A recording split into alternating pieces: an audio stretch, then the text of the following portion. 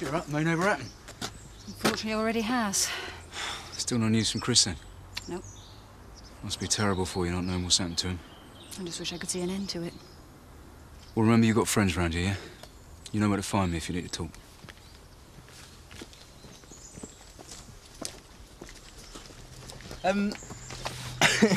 He just seemed to be hanging around the place an awful lot, though, doesn't he?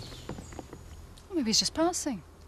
What, in the middle of the working day? And the haulage yard's quite a way away from here. And if he was just passing, it's because he was hoping to bump into you. It just happens far too often to be a coincidence. Obviously fancies you.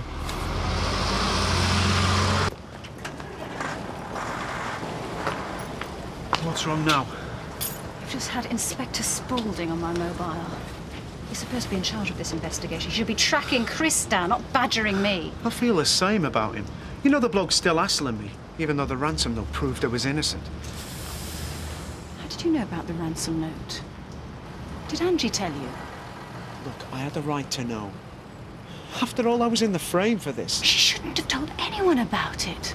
She could have been risking Chris's life if anyone heard that the police were involved. It was just in the family. No harm done. Well, that depends. Did you tell anyone? Don't think so. Sean, you need to be sure this is important. Look, I might have mentioned it in the yard. One of the drivers hit some traffic on the Connelton Road early that morning. I said the police might be staking it out. Which driver? Liam. He wouldn't have said anything to anyone. He's a good lad.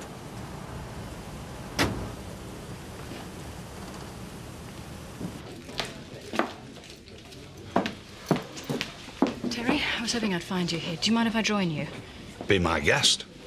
I was wondering what you thought about Liam. Why'd you ask? Well, a couple of things don't add up. Perhaps we can talk about it. Yeah? OK, sorry to have troubled you.